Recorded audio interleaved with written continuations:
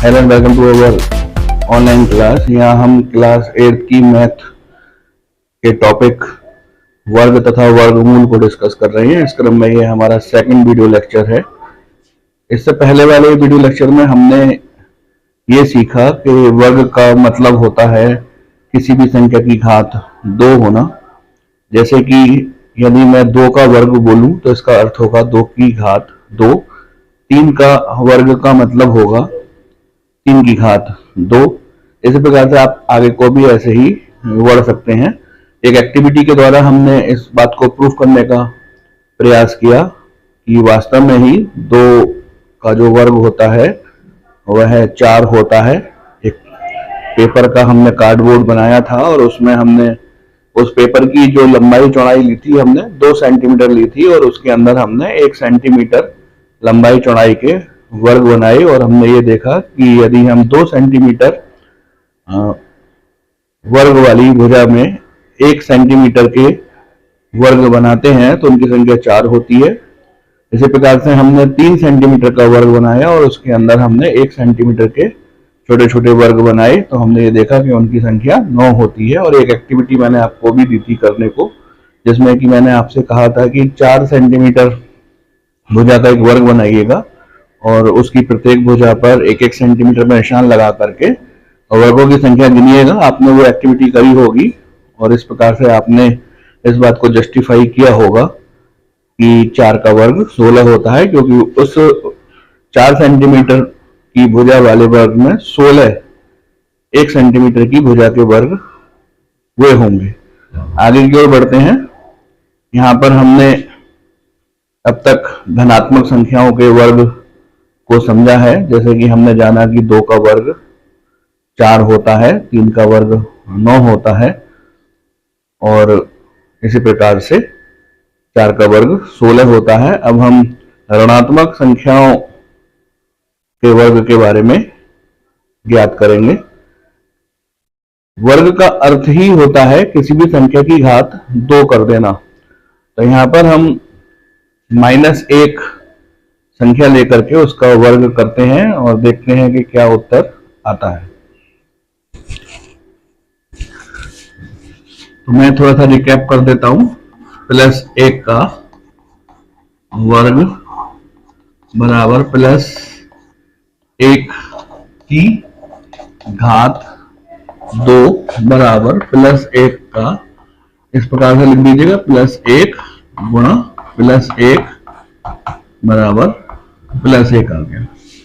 -1 का वर्ग बराबर -1 की घात 2। तो -1 की घात 2 बार गुणा कर दीजिए। -1 की -1 से पहले हम यहाँ पर चिन्हों से गुणा करेंगे। जब हम माइनस की गुणा माइनस से करते हैं तो प्लस आता है और 1 की गुणा 1 से करेंगे, अंकों की गुणा 1 आएगा। एक और सेट बनाते हैं। +2 का वर्ग बराबर +2 की घात 2 +2 की घात 2 +2 गुणा +2। तो चिन्हों की गुणा कर दीजिए। प्लस की गुणा जब आप प्लस से करेंगे तो प्लस आएगा और अंकों की गुणा कर दीजिए 4। -2 का वर्ग बराबर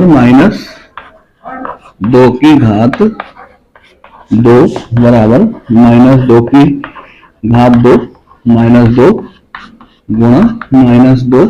सरल कर लीजिए इसको। पहले यहाँ पर हम चिन्हों से गुणा करेंगे। माइनस की जब माइनस से गुणा करेंगे प्लस और अंकों की गुणा कर देंगे +4। इसी प्रकार से आप +3 का वर्ग ज्ञात कर लीजिए, -3 का वर्ग ज्ञात कर लीजिए। आप लोग मेरे साथ साथ लिख भी रहे होंगे। +4 का वर्ग ज्ञात कीजिए, -4 का वर्ग ज्ञात कीजिए। तो इस एक्टिविटी से हमने क्या सीखा? हमने ये जाना कि यदि संख्या धनात्मक है तो भी उसका वर्ग धनात्मक आता है और यदि संख्या ऋणात्मक है तो भी उसका वर्ग धनात्मक ही आता है। +2 का वर्ग +4 और -2 का वर्ग भी +4। इसी प्रकार से जब आप +3 और -3 का वर्ग करेंगे तो आप +9 ही प्राप्त करेंगे। तो हम अपने पिछले वीडियो लेक्चर से ये समझ चुके हैं कि वर्ग का जो व्युत्क्रम होता है वह वर्गमूल होता है। तो जिस प्रकार से यहाँ पर मैंने +2 का वर्ग 4 निकाला और -2 का वर्ग भी 4 निकाला, तो मैं ये कह सकता हूं कि 4 का जो वर्गमूल होगा वह +2 भी होगा और -2 भी होगा। +2 का वर्ग +4, -2 का वर्ग +4, अर्थात +4 +2 और -2 दोनों का ही वर्ग है। इसी प्रकार से +9 +3 और -3 दोनों का ही वर्गमूल है। एक बार फिर से मैं आपको यहां पर समझा देता हूं। +9 +3 और -3 दोनों का ही वर्ग है। तो मैं ये कह सकता हूं कि यदि मैं +9 का वर्गमूल करूं तो वह ±3 आएगा। इसी प्रकार से यदि मैं +16 का वर्गमूल करूं तो वह +4 भी आ सकता है, -4 भी आ सकता है। तो इसको मैं इस प्रकार से +-4 लिख दूंगा। एक नई खोज यहां पर हुई है। +25 का जो वर्गमूल होगा +5 भी होगा और -5 भी होगा। तो हम इसको +-5 करके लिख देंगे। प्लस के नीचे एक छोटा सा माइनस का भी चिन्ह लगा देंगे। तो इस एक्टिविटी से हमने ये जाना कि जो वर्गमूल होता है वह +- में हमको प्राप्त होगा। जैसे कि 100 का वर्गमूल +10 भी होगा और -10 भी होगा, तो हम इसको +-10 कह सकते हैं। तो इस प्रकार हमने वर्गमूल के बारे में एक विशेषता और पढ़ी कि यदि किसी संख्या का वर्गमूल हम ज्ञात करना चाहते हैं तो वह +- में आएगा। 49 का जो वर्गमूल होगा +-7 होगा। इसी क्रम में एक ध्यान रखने योग्य बात है, 0 एक ऐसी संख्या है जिसका वर्गमूल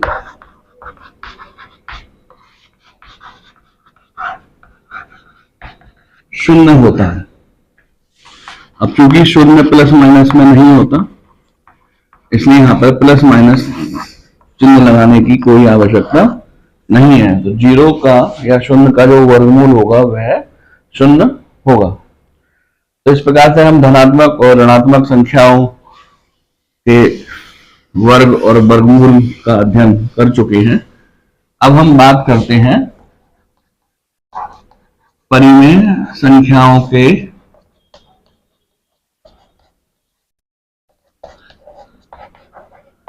वर्ग तथा वर्गमूल की। परिमेय संख्या आप 7th क्लास में पढ़ चुके हैं, जिनको P/Q के रूप में प्रदर्शित करते हैं। Q का मान 0 नहीं होता है। 2/3 एक परिमेय संख्या है का वर्ग 2/3 की घात 2, 2/3 गुणा 2/3। जब हम परिमेय संख्याओं की गुणा करते हैं तो अंशों की अंशों से गुणा कर देते हैं, हर की हर से गुणा कर देते हैं।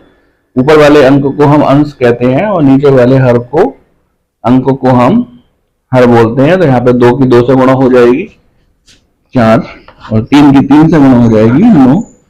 तो 2/3 का वर्ग आएगा 4/9।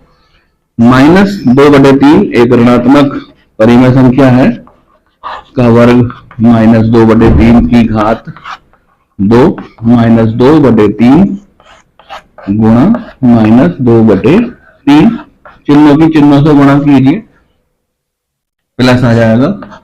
अब अंकों में अंश की अंश से गुणा करेंगे और हर की हर से गुणा करेंगे। 2 की 2 से गुणा और 3 की 3 से गुणा। तो इस प्रकार से हम परिमेय संख्याओं के वर्ग को भी प्राप्त कर सकते हैं। कुछ एक्टिविटी आपको भी करनी है और उनका आंसर आप कमेंट बॉक्स में या फिर व्हाट्सएप ग्रुप पर हमको भेज सकते हैं। 3/5 एक परिमेय संख्या है, का वर्ग कीजिएगा। 7/11 का वर्ग कीजिएगा और आप इनको कमेंट बॉक्स में इनका आंसर दे सकते हैं। तो अब तक हमने 2 नई बातें सीखी। पहली बात हमने ये सीखी, यदि किसी संख्या का हमको वर्गमूल प्राप्त करना होता है तो वह प्लस माइनस में आता है, और परिमेय संख्याओं का वर्ग किस प्रकार से ज्ञात करते हैं ये हमने यहाँ पर जाना। अब एक दूसरी एक्टिविटी लेके चलते हैं। सम संख्याएं और विषम संख्याओं के बारे में आप जानते ही हैं। सम संख्या जिनको कि अंग्रेजी में इवन नंबर्स बोलते हैं, वह संख्याएं होती हैं जो 2 से विभाजित हो जाती हैं, जबकि विषम संख्याएं जिनको कि आप अंग्रेजी में ऑड नंबर बोलते हैं, वह संख्याएं होती हैं जो 2 से विभाजित नहीं होती हैं। इनका वर्ग किस प्रकार से करेंगे और क्या आंसर आएगा, और हम उस आंसर को किस प्रकार से एनालाइज कर सकते हैं, उसका हम किस प्रकार से विश्लेषण कर सकते हैं, यहाँ पर हम ये सीखने का प्रयास करेंगे। तो परिमेय संख्याओं के वर्ग के बाद हम सम संख्याओं के वर्ग का अध्ययन करते हैं। सम संख्याएं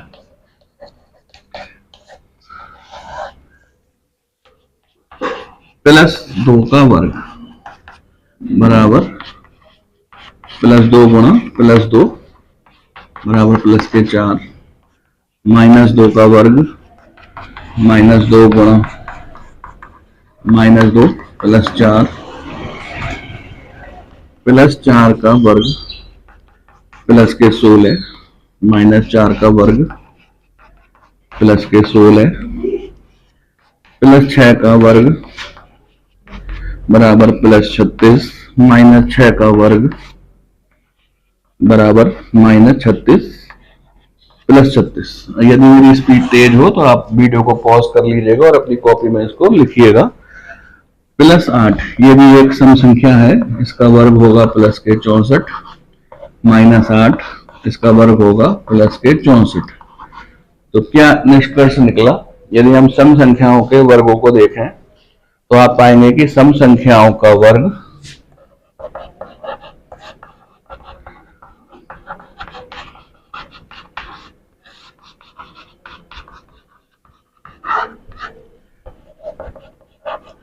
सम संख्या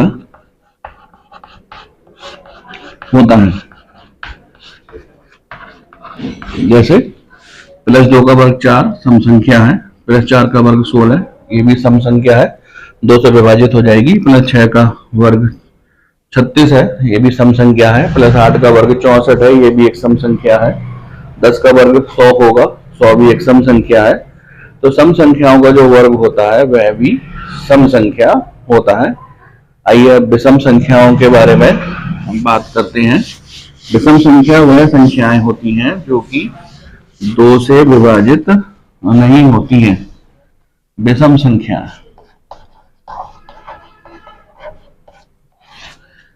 +1 का वर्ग बराबर +1 गुणा +1 बराबर +1, -1 का वर्ग बराबर -1 गुणा -1 +1 आ जाएगा। +3 का वर्ग बराबर +3 गुणा +3 यानी कि +9, -3 का वर्ग बराबर -3 गुणा -3 बराबर +9, +5 का वर्ग बराबर +5 गुणा +5 बराबर +25, -5 का वर्ग बराबर -5 गुणा -5 बराबर +25, +7 का वर्ग बराबर +7 गुणा +7 बराबर +49 -7 का वर्ग बराबर -7 गुणा -7 बराबर +49। क्या निष्कर्ष निकला? विषम संख्याओं का वर्ग भी विषम संख्या होता है। आप देखिए +1 का वर्ग 1 है जो कि विषम संख्या है, +3 विषम संख्या, इसका वर्ग +9 है, +9 भी एक विषम संख्या है। इसी प्रकार से आप 5 का वर्ग करके 25 आपने प्राप्त किया, प्लस में हो 5 हो चाहे माइनस करके 5 हो, तो वह भी एक विषम संख्या है। तो हमने ये निष्कर्ष निकाला कि विषम संख्याओं का वर्ग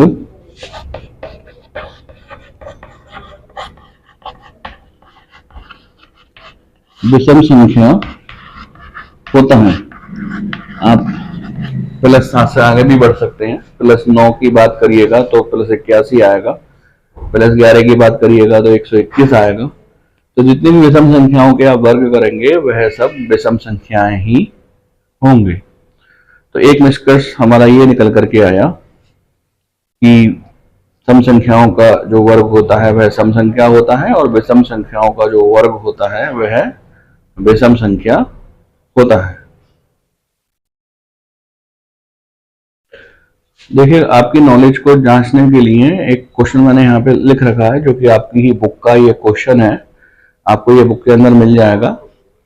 निम्नलिखित वर्ग संख्या है, ये नीचे जो संख्या दे रखी है ये किसी न किसी संख्या का वर्ग है। कौन सी संख्या सम संख्या का वर्ग है और कौन सी संख्या विषम संख्या का वर्ग है। देखिए, अभी हमने एक एक्टिविटी की है, उसमें ये जाना है कि जो सम संख्या होती है उसका वर्ग भी सम संख्या होता है और जो विषम संख्या होती है उसका वर्ग भी विषम संख्या होता है। तो ये जो नीचे वर्ग संख्याएं दे रखी हैं 121, 256, 1296, 225, 676, 169, 144, 289, 361, इनमें से ये पूछना चाह रहे हैं कि कौन सी सम संख्या का वर्ग है। तो अगर सम संख्या का जो वर्ग होगा वह सम संख्या ही होता है, तो यदि संख्या जो है वर्ग संख्या जो है सम संख्या है तो वह सम संख्या का वर्ग होगा। जैसे ये एक सम संख्या है तो किसी न किसी सम संख्या का ही ये वर्ग होगा। मुझे ये नहीं कह रहा है कौन सी सम संख्या का वर्ग है, ये पूछ रहा है बताइए कौन सी संख्या सम संख्या का वर्ग है। वो जो भी सम संख्या होगी वो हम आगे को डिस्कस कर लेंगे कैसे निकलती है। अब ये 121 एक विषम संख्या है तो ये किसी न किसी विषम संख्या का ही वर्ग होगा। 676 ये एक सम संख्या है, ये किसी सम संख्या का वर्ग होगा। इसी प्रकार से 225 एक विषम संख्या है, ये किसी न किसी विषम संख्या का वर्ग होगा। थोड़ी सी संख्या मैंने यहाँ पे छोड़ दी है, आप दिमाग लगाइएगा और उनके उत्तर कमेंट बॉक्स में लिखिएगा। अगर कोई कठिनाई या परेशानी आती है तो आप उसको कमेंट बॉक्स पे पूछ भी सकते हैं या व्हाट्सएप ग्रुप पर पूछ भी सकते हैं। तो इस प्रकार ये वीडियो लेक्चर यहाँ पर फिनिश होता है। ये सेकंड वीडियो लेक्चर था। इस वीडियो लेक्चर में हमने धनात्मक और ऋणात्मक सम संख्याओं के बारे में जाना कि उनका वर्ग किस प्रकार से ज्ञात करेंगे और क्या होगा। परिमेय संख्याओं का वर्ग किस प्रकार से ज्ञात करेंगे। सम संख्याओं का यदि हम वर्ग करते हैं तो क्या रिजल्ट निकल करके आता है। और इसी प्रकार से विषम संख्याओं का जो वर्ग होता है वह विषम संख्या होगा या सम संख्या होगा, ये हमने यहाँ पर जाना। अब जब हम अपने नेक्स्ट वीडियो लेक्चर में मिलेंगे तो हम जो आपकी बुक में दी हुई जो एक्सरसाइज है उसमें दिए हुए क्वेश्चंस को डिस्कस करेंगे। लेकिन वो क्वेश्चंस आपको तभी क्लियर हो पाएंगे जब आपने ये वीडियो लेक्चर पहले और दूसरी वीडियो लेक्चर देख करके अपना कॉन्सेप्ट क्लियर किया हो। इन वीडियो लेक्चर्स को देखिएगा, लिखिएगा, कठिनाई आती है तो पूछिएगा और उसके बाद हम एक्सरसाइज की ओर बढ़ेंगे। आप इन वीडियो लेक्चर्स को अपने मित्रों को भी शेयर कर सकते हैं। जब आपकी मर्जी हो तब आप उनको देख भी सकते हैं और कठिनाई को पूछ भी सकते हैं।